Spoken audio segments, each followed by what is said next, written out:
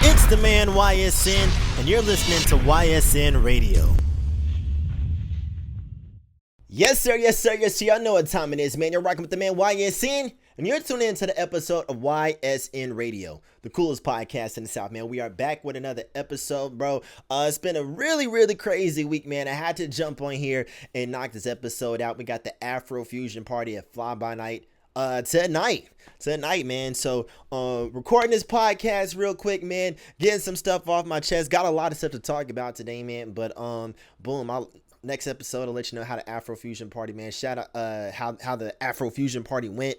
Shout out to Afro 865 for booking your boy, man. It's gonna be a crazy night tonight. I'm super excited. Already got the fit planned in my mind, so hopefully it looks just as good in real life as it do in my imagination. You ever like have that moment where you have a fit plan in your head and you thinking about it all week long, then it comes to the day of the event or whatever occasion that you're wearing it to and it just doesn't hit?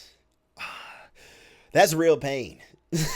That's real pain right there, man. But nah, bro, Afro Fusion party should be crazy, man. I'm getting a lot of responses, people talking about they pulling up, man. So it's going to be a good one tonight, man. It's going to be a good one tonight. I think tomorrow I might pull up on my man KGH Jerry. He's got Johnson City on lock this weekend, man. The annual East Tennessee Freaknik is tomorrow this weekend, so I might slide through Johnson City tomorrow evening and fuck with my man KGH.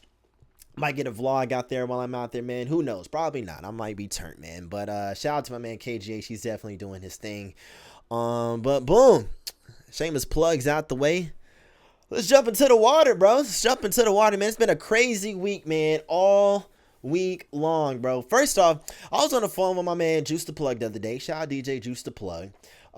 Living in Dallas right now, and he told me this crazy stuff has been happening in Dallas ever since the situation has came about with Karmelo Anthony. If you're not familiar with Karmelo Anthony and his situation, I believe 17-year-old kid in Texas was at a track meet a few weeks ago, got approached by Austin Metcalf and his twin brother, two big old dudes.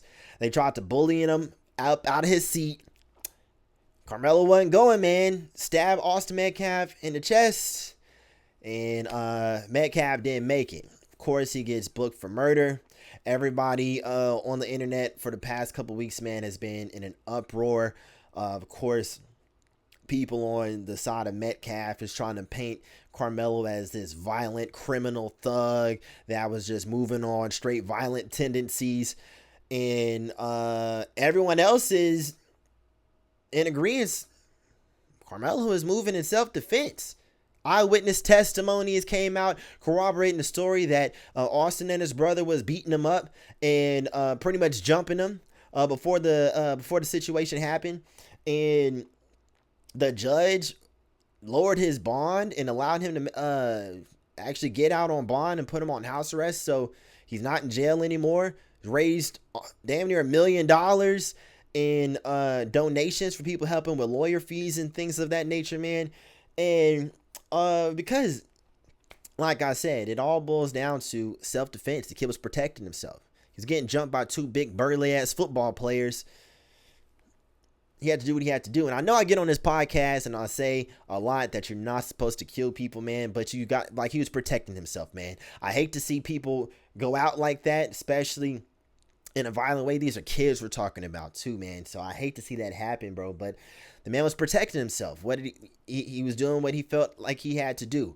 Now, what gets me, in this very sad and unfortunate situation, my man Juice was telling me there was a march in the Dallas, Frisco, Texas area this past weekend, a White Lives Matter march for the benefit of Austin Metcalf, the victim in this tragedy, man. And I think that is so insane, bro. So insane. Because, like I just said, the man acted in self-defense. He was getting his ass whooped. He was trying to get him up off him. Stabbed him in the chest. Now, You watch the news, the of course, like the right wing media, or if you're just on Twitter, you know the algorithm, how Musk got it, bro. It puts all types of crazy shit on your timeline, whether you follow or not. They're trying to paint Karmelo as this violent thug, and as a whole, black people as a whole, as these violent thugs, as if we all move off violence, as if that's our first instinct every single time. They take one picture of him holding a BB gun with his homies, crop his friends out to make it look like he's like this YN terrorizing the community. Everyone, if you look through Twitter, all the comments regarding the situation, they're talking about, oh, black people aren't human. They're all so violent. And this is just a prime example of black people being violent. Da da da da. And the march that took place, their whole thing was stop black violence against white Americans. As if white people are just under attack by black people every single day. And that whole narrative is just so flawed, man, because he was protecting himself. It wasn't like he just walked up to him and cut his head off. No, he was literally getting beat up and was protecting himself. You can maybe argue he went too far, but at the end of the day, what happened, happened. You feel me? Now, what gets me is they're trying to paint him as this violent thug, as they usually always try to do, when the reality, Karmelo Anthony was a straight A student, came from a really good family, came from money. His family, business owners, and got bread. Now they're trying to take it, you know, they raise all the money with the GoFundMe, the bail fund, and trying to say that the parents use all that money to buy a new Escalade and a new house and all this extra luxurious shit. When in actuality, the Escalade they've been owning for like since 2023. The house is their house. It's been their house. That's the house that they've been living in. They had to move and rent a new home in a gated community because they got doxxed. People were sending them death threats and camping outside their house, all type of crazy shit. So they had to move in order for their safety.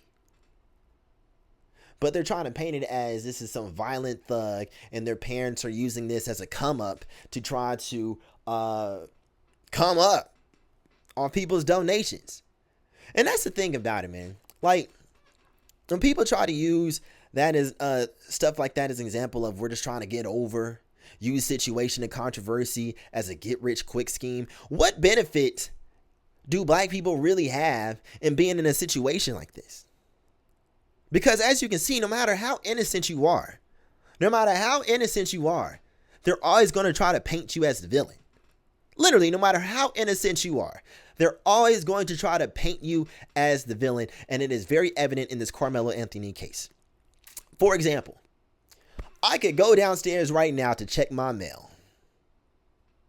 Police officers right by the side, they want to beat the fuck out of me. Beat the dog shit out of me. Take me to jail the whole 9 yards on some bullshit charges. My mugshot, I'm all beat up in the mugshot. That goes viral. Hashtags get started. Discourse, political discourse happens all online. You feel me? And no matter how innocent I am, all I was doing was checking my mail. My residence. There's going to be a white person on the internet and on Fox News trying to use one iota of a flaw in my character as reason as to why I deserve what happened to me. We see it time and time and time and time again. They dig deep and deep and deep to find the smallest thing they can get you on and be like, see? He has unpaid parking tickets. We're marching in the street for a guy who can't even pay his parking tickets. They got a picture of this kid with a BB gun on Fox News trying to paint him as this violent thug. All on Twitter saying, this is who we're marching. This is who they're raising money for. What the fuck? There's no benefit in it for us. How do we really benefit from that? Like, all the money gets raised. Yes, we get to pay the lawyers, pay the lawyers, bond fees, court fees, all that shit, bro. But everything that comes with being the face of a political movement, of a social justice movement, there's no benefit in that. They're going to drag your name through the mud as much as they can. So the fact that they're trying to make it seem like his family is using this as a get rich quick scheme is bullshit, bro. bullshit. No matter how innocent you are, they're going to find something to paint you as the victim, man. It never fails. It never fails. Trayvon Martin walking to the store. Wasn't doing a damn thing. They digging up pictures with him smoking weed with grills in his mouth, talking about, see? Because a nigga got some slugs. He needs to get shot. I gotta go grill. Do I need to die because I gotta go grill? George Floyd gets to this day, I'm still seeing stuff about George Floyd, and they say, well, he was on drugs. So he deserved to die because he was on drugs? You know how many white people I pass on the way to work on the side of the street nodding off heroin? Does that mean I could knee they face into the ground till they choke? They on drugs. They on fentanyl. No, bro. They try every single time, man. No matter how innocent we are, they're always going to paint us the victim, bro. Never fails, man. Never fails. When he told me that shit, bro, really just it was just mind blowing to me, man. Mind blowing it to me, bro. In the streets talking about stop black violence against white Americans, as if we're just. Oh no, that really boiled my water, man. Really boiled my water. So, hey, man, prayers up to Karmelo Anthony and his family, bro. Really hope that he gets through the situation. Like I said, you know, I hate to see people lose their lives to violence in any capacity, man. In any capacity, bro. But in this situation, he was protecting himself. I hate that it happened. I hate that what happened, bro. But, you know, as far as justice being served, self-defense, man. Self-defense. You know? But moving on, speaking of justice being served, Shannon Sharpe. Shannon motherfucking Sharpe, man. This nigga, bro. I ain't gonna lie, bro. This whole Shannon Sharpe situation is a prime example of why after a certain age, you just gotta get out the game, bro. You gotta get out the game after a certain age. Find you something real, lock it down, and build. Because it's dangerous out here. It's dangerous out here. And then you can, and this is prime example with Shannon Sharpe. If you're not familiar, Shannon Sharpe is getting hit for $50 million on sexual assault claims. $50 million on sexual assault claims. It's not funny. It's a very serious situation, man. So the woman in question, a 19-year-old white woman, is accusing Shannon Sharpe of frequently sexually assaulting her and being very aggressive with her over the past couple years. I don't think she's 19 now. She's probably like 20 something. But the relationship between the two started when she was 19, and pretty much saying that he violated her, was very aggressive and verbally abusive. Put out voicemails of him talking about he's gonna choke her and all this shit, just painting him as this monster. You feel me? That was just having his way with her. You feel me? Shannon Sharpe comes out, pretty much says that they had agreed, yes, they had a very consensual relationship that was very sexual in nature. And I do mean very sexual in nature. He backed this up by releasing text messages between them and pretty much exposed the fact that both of them was freaked the fuck out. Oh my gosh. So I'm gonna read to you some of the things that was in the text messages that Shannon put out. First off, she says, "Put a dog collar on my neck and choke me while you fucking me." A dog collar is crazy. I know you missed this big juicy ass. $25K for each cheek. 50 bands for some ass? No. I don't give a fuck how big and juicy it is. $25K for each cheek? How is that a bargain? No. And then here's the kicker. This is what really got everybody like antennas showing. There was multiple messages that she sent to him saying, "Put a big black baby in me. Put a big black baby in me." This is what this woman was saying to Shannon Sharpe. Now, you don't see his replies to the messages, but there was multiple instances where she mentioned a big black baby being put inside of her. So you can only imagine this is some shit he was into. Race play. Race play. You're 56 years old. You're talking to a 19-year-old white girl. Already a violation. And you got her doing this kinky ass racist shit, nigga. What the fuck is wrong with you? And like, of course, everybody is on his ass about it. Everybody is on his ass, man. And I get it. I get it. He's trying to clear his name. Look, you feel me? We was into some very kinky shit. This is what we was on, and I got the message to prove it. It's not a good look for him. But shit, would you rather be embarrassed because everyone knows you a freaky ass nigga who's into race play? Or get hit for $50 million accused for sexual assault? Pick your poison, nigga. Pick your poison.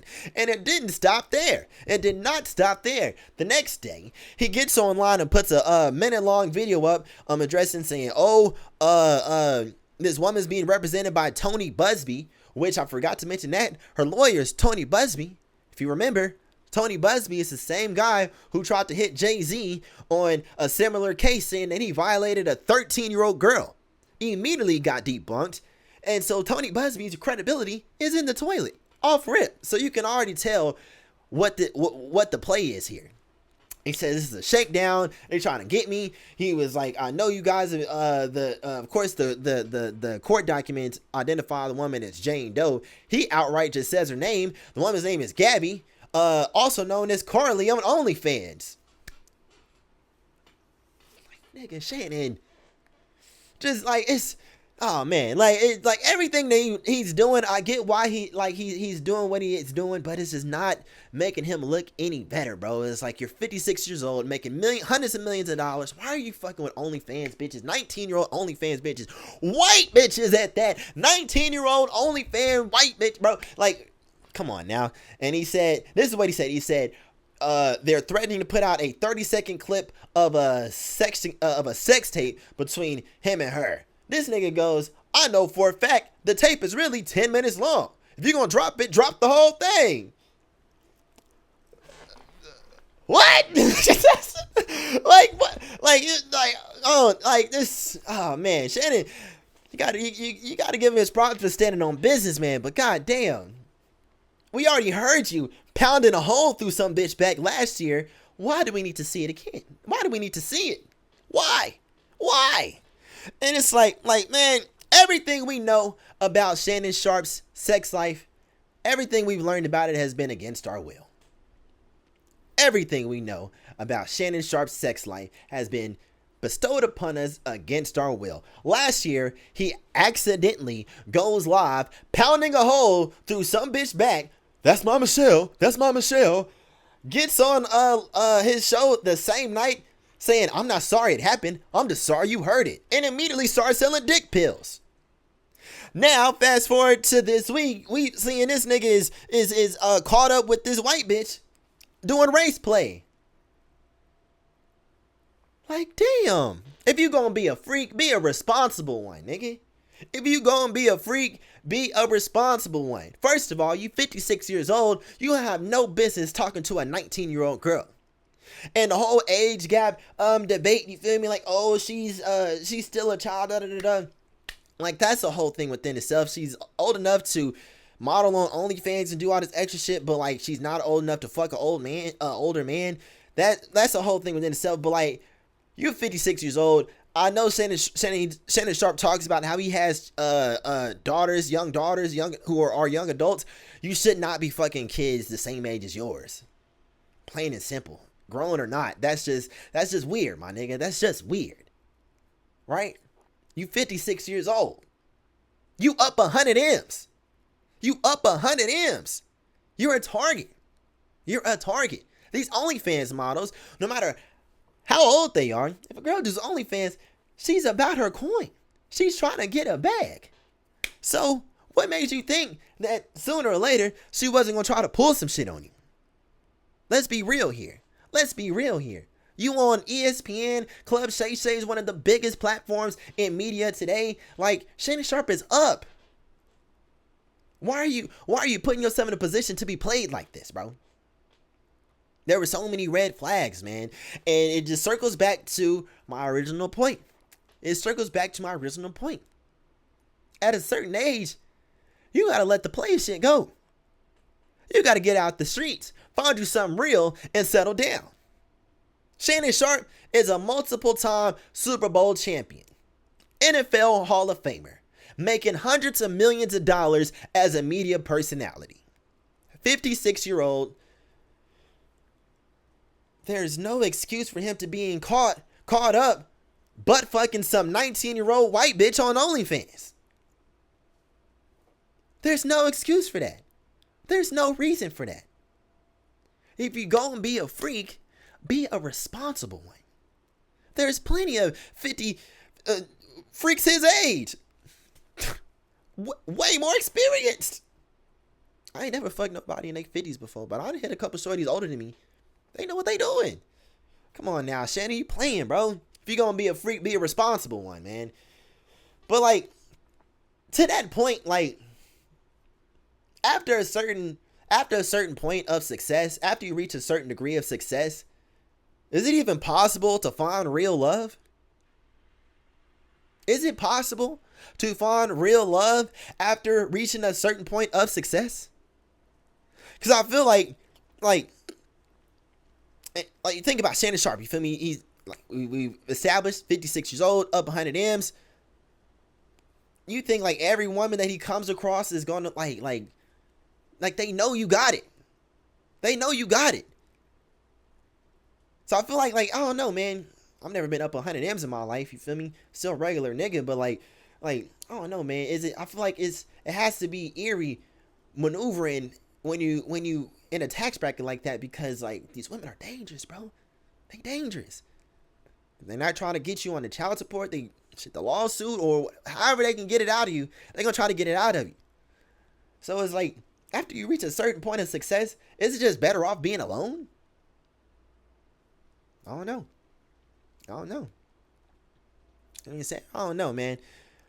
I just know, bro. It's like he's 56, moving like he's 26. That's, you feel me? That's not the move, bro. You way too big. You should not be putting yourself in positions like that, bro. If you're gonna be a freak responsibly. Freak responsibly, bro. Man, life comes at you fast, man. Life comes at you fast, bro. Speaking of football, man, moving courses, bro. Transfer portal's been open. Giving an update. Last week we talked about Nico Iamaleava jumping ship to UCLA. He made it official. This week. Of course, we seen Jacoby Thomas jump into the transfer portal. John Slaughter jumped into the transfer portal. We lost a couple good players to the transfer portal this week, man. But one thing that really got me, especially with the Nico thing, right? He puts out this message, of course, when he announces transfer to UCLA, thanking the UT involved fans, saying, I want to thank the coaching staff, my teammates, and the fans. The environment is unmatched, blah, blah, blah. I never thought my time as a Vol would come to an end this early, da, da, da, da. And it's like, I always wonder, bro, why is it in college football when players transfer, jump ship, they always write this long ass letter thanking the fans, the coaching staff, and their teammates, talking about how they love the environment and how they will always cherish their time there, but they're leaving? Like, nigga, just go. Why you gotta write this long ass letter lying to us, talking about how much you appreciated your time there? If you loved it here so much, you wouldn't be leaving. Clearly something is going on that you didn't fuck with. There's something going on the team, within the regime, the program, that you did not agree with, so you're leaving. Why you gotta write this long ass letter thanking us and talking about you'll always cherish your time? Just go. Is that like something? Is that like an obligatory thing they have to do, just in case they want to come back to the school? They still in the good graces. I don't get that. Why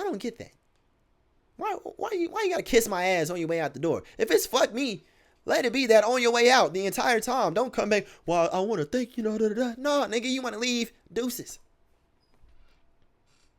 Does anyone know the answer to that? Does anyone know why they do that, man? Because I've always wondered that, bro. That's the craziest thing to me, man. That's the craziest thing. So pointless to me, bro. But Speaking on college football, the NFL draft is this weekend. Yesterday, we seen Cam Ward get drafted first round pick overall to the Tennessee Titans. Tighten up, baby. Tighten up, bro. Shout out Cam Ward out of University of Miami Hurricanes. But it's got me thinking one thing, bro. As a disgruntled Titans fan, as a disenfranchised Titans fan, that I've been vocal about my views on the Titans, bro. They sucked my entire life, man. Few glimpses of hope here and there, but overall, every year the Titans just do something to just piss me off. The entire fan base, man. And I have one question, bro. It's very great that the Titans we got a really solid first round pick. Is Cam Ward enough to get the Titans back into playoff contention?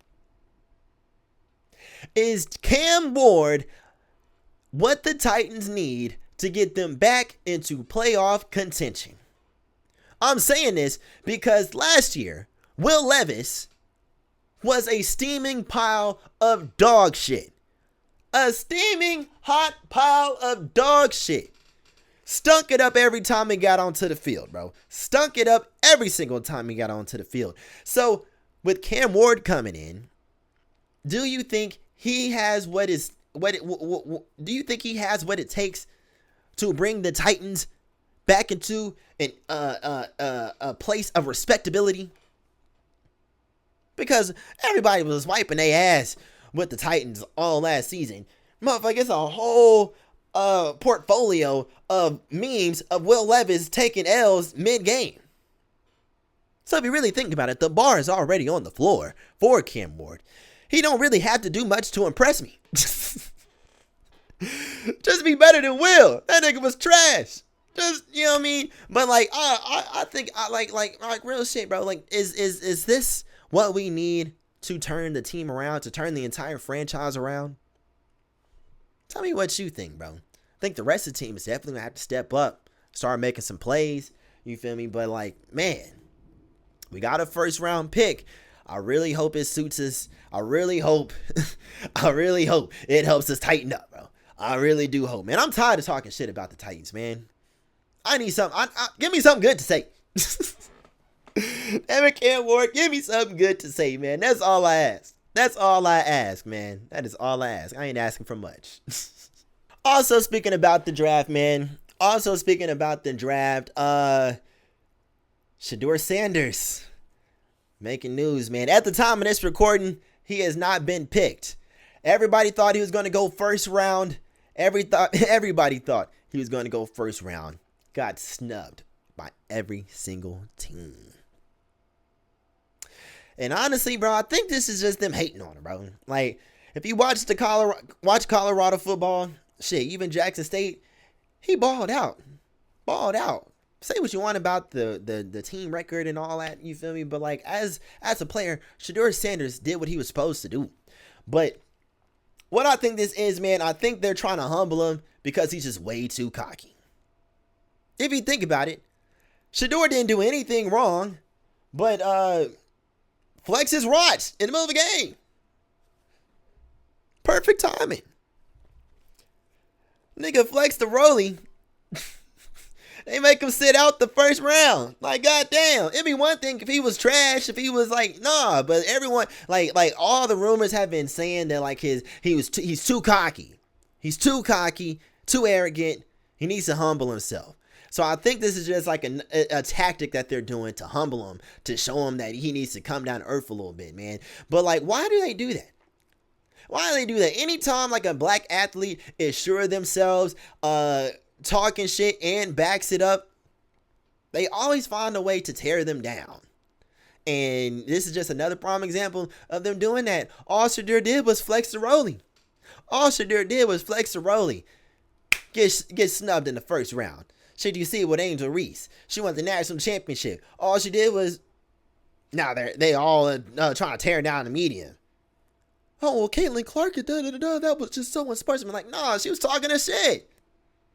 Why can't black people pop our shit without being punished for it?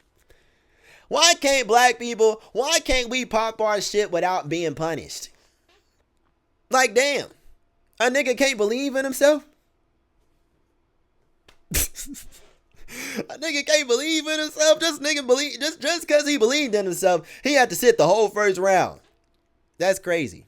That's crazy, man. But like I said, at the time of this recording, he is yet to be picked. I'm sure he'll get picked up by a team. I'm not worried about that, bro. But I just think it's crazy they made him sit through the first round with nothing. That's wild, bro. That's wild, man. Moving on, talk about some music. Greatest rapper alive announced he's dropping another album. You know who that is? Lil Wayne, of course. Lil Wayne just announced he's dropping the Carter 6 this summer on June 6th. Super excited about it. Super excited about it. I really hope that he comes with some hard shit, man, especially after all the controversy he was involved in over the past year.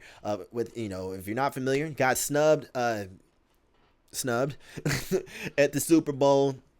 Spoke his mind about it, and a lot of people is coming out saying that he wouldn't have made a good Super Bowl performer, which he wouldn't. But it got out of hand really quickly after, you know, because of course we talked about this a million times on here. Since he's associated with Drake, everybody was hating on him just because he's connected with Drake. Motherfucker was his own line talking about Lil Wayne don't even have hits for real, and what the fuck would he perform? Stop it. Stop it. All right, let's not go there. The quality of performance may not be there, but let's not act like Lil Wayne ain't got no hits. People's really acting brand new about Lil Wayne over the last year, man. So on Carter 6, I really hope he comes with it and shuts them niggas up, bro. I have no doubts that he won't. I have no doubts that he won't, man. I think Lil Wayne still got it in him. You can still hear it on the guest verses that he's been doing with Cordae and other artists. He still got it in him, man. He still got it in him, bro. The only complaint I got about this album, bro, the only complaint I have about the Carter 6 is the cover art. The cover art, man, I ain't gonna lie, bro. Like, at first, like when it with the Carter 3, the baby picture with the face tats, that was cool. Iconic. But also, the reason why it's iconic because, like, it was just, it was cool.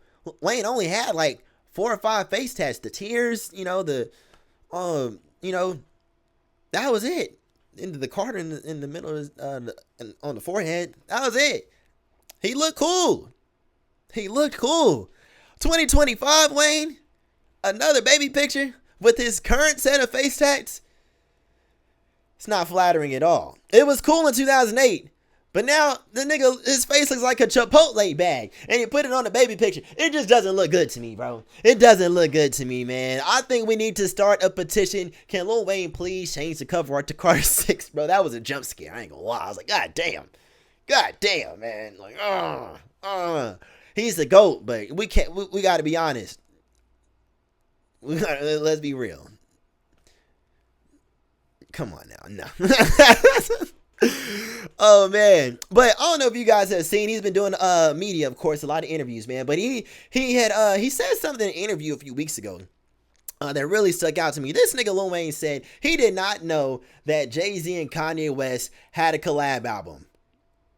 Said he had no idea that Watch the Throne was a thing. And I gotta call cap on that, bro. Not only did that happen like 10, 15 years ago, nigga, like that was like one of the biggest albums, and he was like still active during that time. There's no way you didn't see that. You feel me? And I know he does. It is like a very common thing with Lil Wayne. He says he doesn't know who people are. Says he don't be listening to anybody. Like back in the day, like during his heyday, he used to say that back in the day too. Say he only listened to himself. And so so he's not distracted by anything. Made sense then. But like now, like, come on, dog. You got kids, you know what I mean? And like they grown, and there's no way you not tapped in or at least have an idea of what's going on. Shit, you doing features with people who's like new niggas. He's coming out saying he didn't know Watch the Throne was a thing. He said he thought 21 Savage was a group. There is no way this nigga is that out the loop, bro. There is no way this nigga is that out the loop, man. You cannot be that out of touch, bro. I gotta call cap on that, man. I gotta call cap on that, bro. But overall, I'm excited for Carter 6. I'm definitely going to be spinning it as soon as it drops, bro. Lil Wayne will always have a fan in me, bro. Always have a fan in me, man. Super excited. Carter 6 coming June 6th. The greatest rapper alive is about to do it to him again, dog. Can't wait. I've been listening to old Lil Wayne mixtapes in the gym all week long. Dedication 4. A fucking banger, my nigga. If you haven't heard it, go back and listen to Dedication 4. Lil Wayne was going federally stupid on that bitch, man. Crazy. Yeah, so I'm very excited for the Carter 6, man. Very excited for the Carter 6. But I'm going to wrap it up on that note, man. If you made it this far, thank you for tuning in. If you're listening, make sure you check out all the other episodes anywhere you get your podcasts from: Spotify, Apple Podcasts, Amazon. If you're watching, make sure you like, comment, subscribe, all the YouTube jazz. Make sure you follow us on Instagram and TikTok for all the clips at YSN Radio. Check out the website, ysnradio.com. Until next time, same place. It's the coolest podcast in the South, YSN Radio. Let's go!